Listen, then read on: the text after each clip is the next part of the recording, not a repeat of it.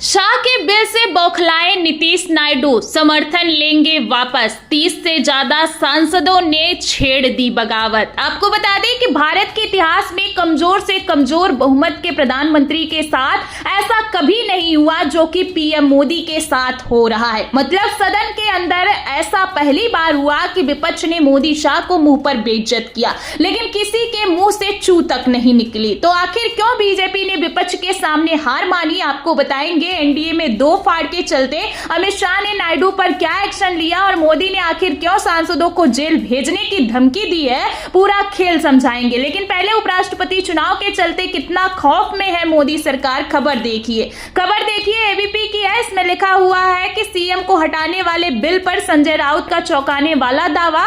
नीतीश और चंद्रबाबू नायडू सबसे ज्यादा डरे हुए। तो जैसा कि आप जानते हैं कि अमित शाह ने मानसून सत्र के आखिरी दिन सदन में बिल पेश किया। अगर 5 साल से ज्यादा वाले अपराध में किसी मुख्यमंत्री को जेल हुई है तो 30 दिन हिरासत में रहने के बाद 31वें दिन अपने आप कुर्सी चली जाएगी। अब इस बिल से जो है मोदी शाह विपक्ष को डरा रहा है या फिर कि अपनी सरकार बचा रहा है, इसको लेकर यूबीटी सांसद संजय राउत ने बड़ा खुलासा किया है। उन्होंने नीतीश नायडू की तस्वीर को शेयर करते हुए खुलासा करते हुए लिखा कि मोदी शाह ने संसद में मुख्यमंत्री और मंत्रियों को गिरफ्तार कर बर्खास्त करने का बिल पेश किया। खबर है कि नायडू और नीतीश सबसे ज्यादा डरे हुए हैं। मोदी सरकार को चिंता है कि वे समर्थन वापस ले सकते हैं। तो जाहिर है कि गुजरात लॉबी को सरकार गिरने का खौफ सता रहा है। इसीलिए एक तरफ खबर आई है कि नायडू राहुल के संपर्क में है, दूसरी तरफ अचानक से आनन फानन में अमित शाह ने सदन में बिल पेश कर दिया है।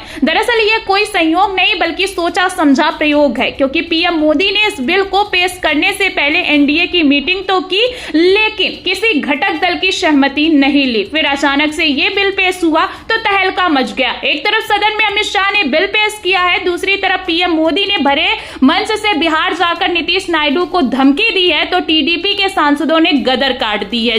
तो जमानत पर कौन बाहर है, चंद्रबाबू नायडू। और जब नायडू के बगावत करने की चर्चा सबसे ज्यादा चल रही है तो इस समय मोदी जी के बयान देने का मतलब क्या बनता है, आप समझ सकते हैं। आपको बता दें कि शाह के इशारे पर पहले भी नायडू को गिरफ्तार किया जा चुका है, तो क्या एक बार फिर से वही होने जा रहा है। खबर भी मौजूद है, खबर आप देख सकते हैं, द हिंदू की है। इसमें लिखा हुआ है कि सुप्रीम कोर्ट ने नायडू को राहत देते हुए उनकी जमानत रद्द करने की याचिका खारिज की। यह खबर 15 जनवरी 2025 की है। नायडू भी जमानत पर बाहर टहल रहे हैं और एक नहीं कई मामलों में नायडू को जमानत मिली है। एक और खबर देखिए आप, एनडीटीवी की है। इसमें लिखा हुआ है कि चंद्रबाबू नायडू को 3 मामलों में जमानत मिली। ये जनवरी 2024 की है। इन खबरों से आप अंदाजा लगा सकते हैं कि आखिर क्यों पीएम मोदी ने कहा होगा कि जो जमानत पर बाहर घूम रहे हैं वो इस कानून का ज्यादा विरोध कर रहे हैं। अब विपक्ष के विरोध से तो मोदी सरकार को फर्क पड़ता नहीं, कैसे मानसून सत्र में जबरदस्त विरोध के बीच भी बिल पारित हुए हैं आप जानते हैं। तो ऐसे हालातों में क्या विपक्ष नहीं बल्कि नायडू को मोदी ने खुले मन से धमकी दी है। दरअसल मोदी का निशाना विपक्ष नहीं बल्कि नायडू है। समझने वाले अपने आप में समझते हैं।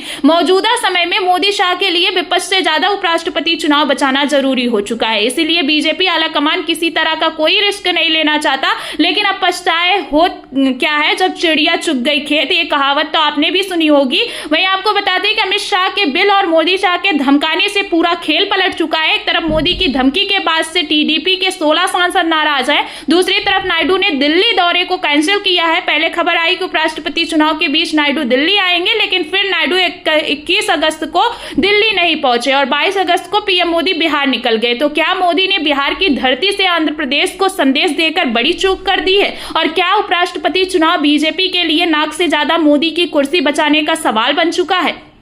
और यहाँ पर सबसे बड़ा सवाल तो इसी बात का खड़ा होता है कि बहुमत होने के बावजूद भारतीय जनता पार्टी इतना टेंशन क्यों खा रही है, मतलब क्यों दिखाई दे रही है। फिलहाल इन सभी सवालों के जवाब सीटों का गणित जो कुछ पलटता नजर आ रहा है, क्या कुछ आपको लगता है उपराष्ट्रपति चुनाव की सीटों का गणित कैसे पलटेगा जब उपराष्ट्रपति का चुनाव होगा। नायडू जिस तरीके से बगावत कर रहे हैं, 16 सांसद उनके नाराज दिखाई दे रहे हैं, वही प्रधानमंत्री नरेंद्र मोदी भरे मन से धमकी देते नजर आ रहे हैं। इससे साफ संकेत मिल रहा है कि अब जो है एनडीए की बैसाखी भी खिसकने वाली है और मोदी की कुर्सी भी जो है वो डगमगा रही है। फिलहाल आप सभी का क्या कहना है, कमेंट में अपनी राय जरूर दें।